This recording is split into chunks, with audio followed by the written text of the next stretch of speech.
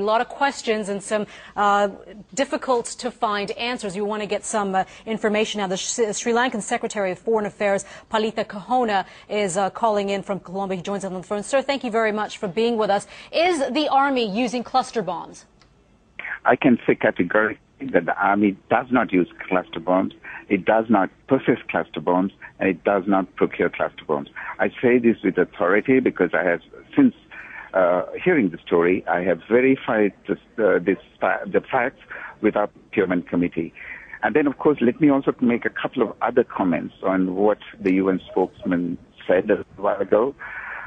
Since he made this assertion early in the morning, we have spoken to the head of the UN office here, and he has, I understand, told Mr. Weiss to tone down his comments and also to verify his facts. It's not the last hospital in the enclave. There's another hospital which is in the no-fire zone, declared as such by the government of Sri Lanka. The government of Sri Lanka has declared a specific area as a no-fire zone, and there is a hospital in there. And of course, the one facility that he referred to is not a UN hospital.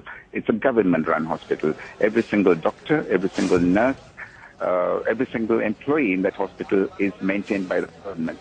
In the circumstances, even to insinuate that the government was responsible for the bombing of the hospital, I think is absolutely malicious. But sir, let me interrupt. Let me just jump in there right now. The UN has not said, sir, let me jump in here. The UN did not say that the government has been, or the army has been responsible for the bombing of the hospital. They're saying that these bombings are taking place, and there are civilians that are being caught. Civilians have been killed. Some 52 civilians so far have been killed. Human Rights Watch is accusing the Sri Lankan government, your government, of, quote, callous indifference towards the 250,000 civilians who were caught in this 115 square mile area. What are you doing to protect them? Rather an emotional statement that you just made. For one thing, we do not believe that there are 250,000 civilians caught in there. Nobody's ever counted them. There are figures being bandied around in the public arena with no substantiation at all. We don't think there are many people in the two districts which are formerly occupied by the Tamil Tigers. And that's one. Second, these are our own people. We have no interest in harming our own people. We have told the Tamil Tigers to let them go, but they are being held against their will as a human shield. We have declared a no-fire zone into which we have asked the civilians to move, and then over the weekend, the president of Sri Lanka declared a unilateral no-fire 48 hours so that the civilians could move into government-controlled areas and into safety. But we now have heard authoritatively from the ICRC and the UN that the LTT itself has prevented the people from moving out, because for them they are a shield and it is their last hope. The reality, sir, is that we can talk about the Tamil Tigers doing one thing, the government doing another thing. The reality is civilians are being caught.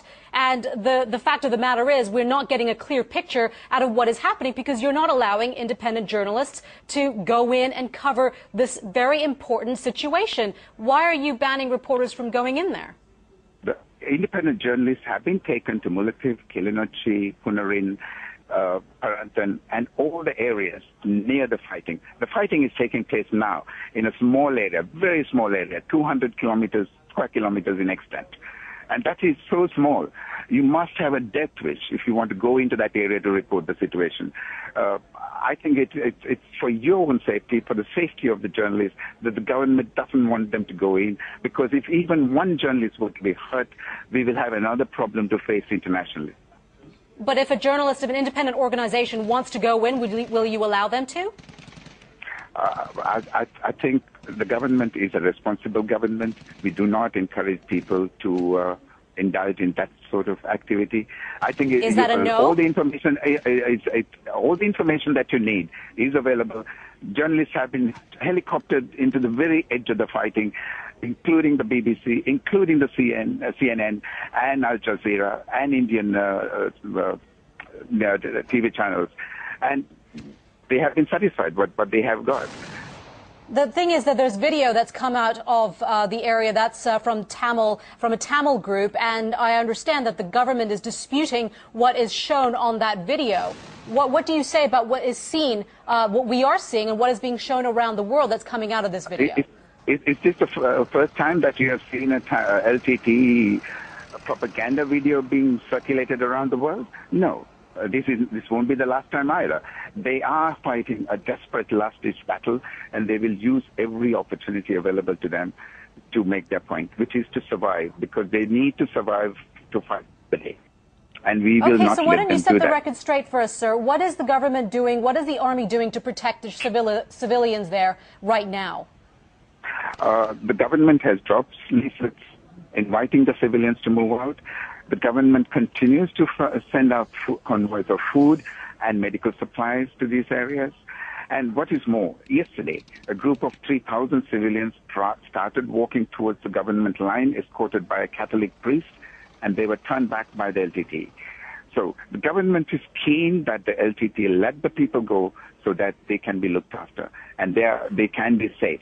But the LTT does not let anybody go out.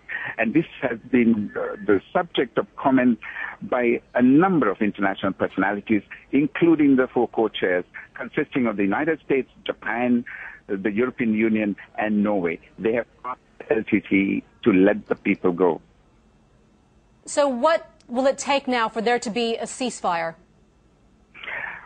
There doesn't need to be a ceasefire. The LTT just needs to lay down its weapons and come back calmly onto our side. Then there will be no problem, because all the civilians in that area will be safe. The government has no intention of harming the civilians. These are our people. We do not wish to harm our people.